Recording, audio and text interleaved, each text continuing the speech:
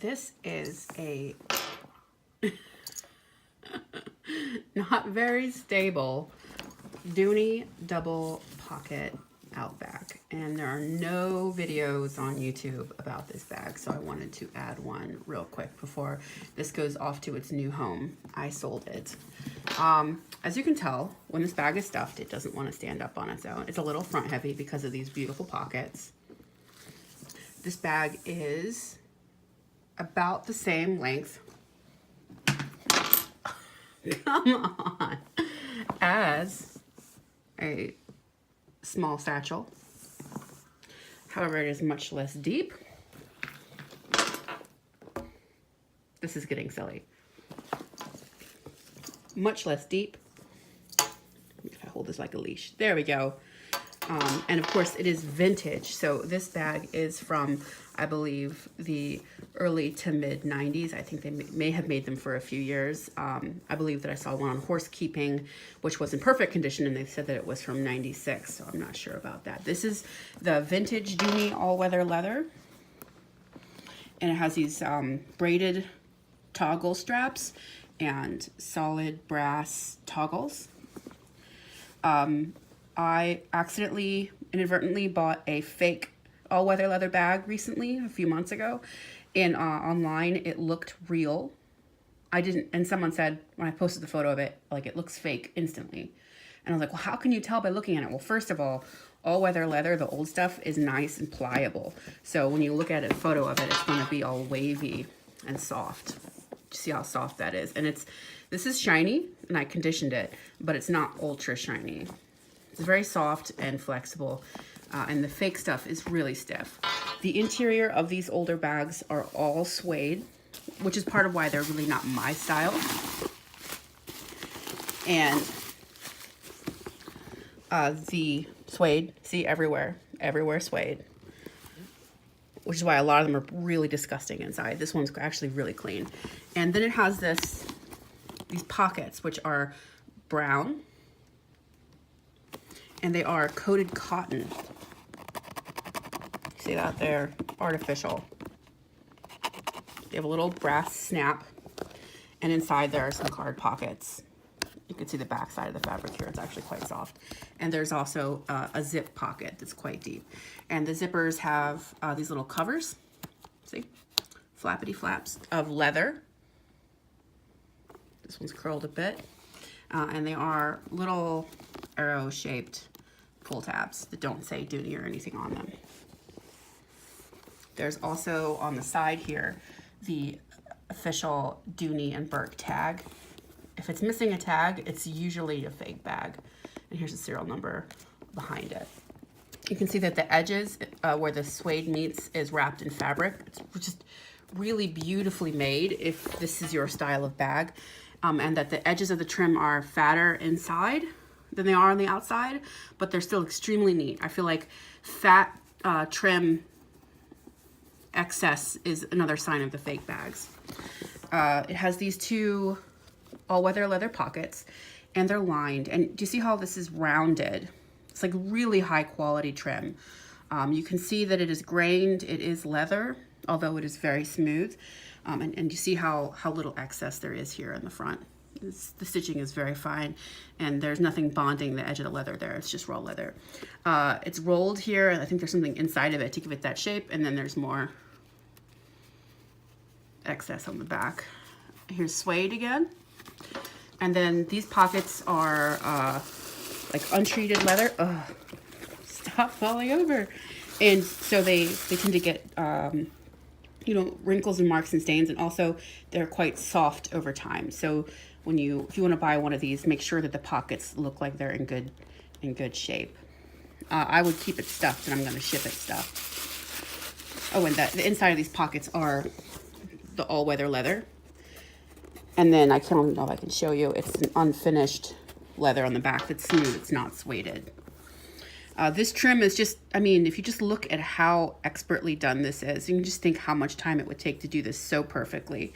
And here we have more rolled trim, piping, really, leather.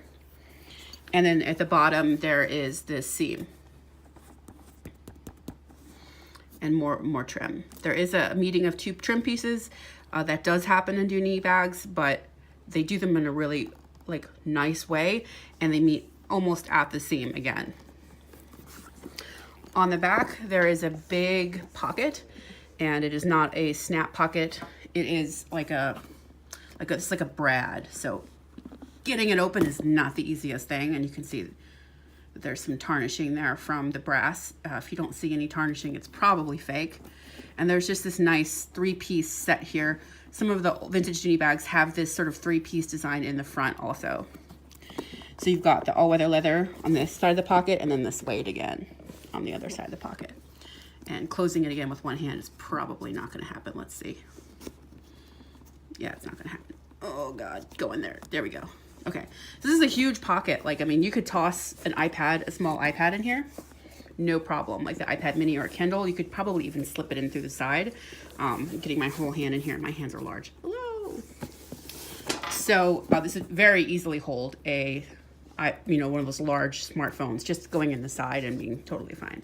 The all-weather leather is weather resistant.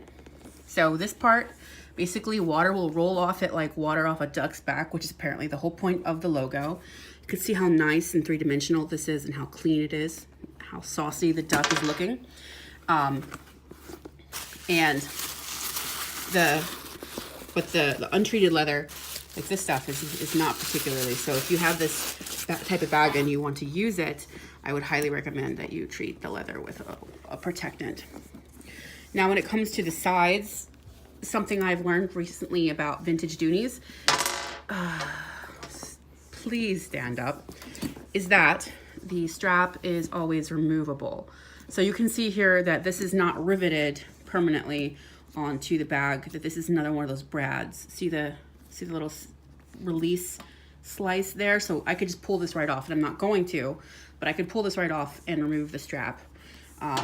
The strap is real leather with very fine stitching, and you can see that it had edge glazing and it has softened over time. This is again solid brass, it looks like. I don't think the newer Dooneys are not. They're like gold plated or something. And it's just really nicely made. This has a crossbody length strap drop of, I think,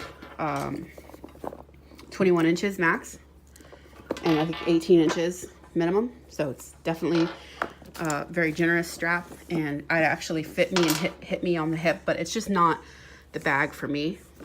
I don't care for the toggles, and I was able to turn a nice profit on selling it, rescuing it from someone who didn't know what it was. And it has the brass duck, otherwise shortened as brack, fob here, and you'll notice that there is no extra hook here to hang the fob. I've seen a fake one where it had an extra D ring here that was supposed to be the place to hang the fob. That's fake. These hung off the existing hardware used for something else. I don't think Dooney really goes into like vestigial hardware for show or just for attaching a goodie. Dooney, especially from this era, was very minimalist and equestrian and functional and loud. So that is the Dooney double pocket Outback. They came in multiple colors. This is navy, which I don't even think you can tell. You can only tell that it's blue in bright sunlight. Navy is a true navy, almost black. And it's just a really beautifully well-made bag. And they go for about $50 or so if you can find one where the person has no idea what they're selling. If it's called the Dooney double Outback, then expect to pay between $100 and $200. $100 if you're lucky.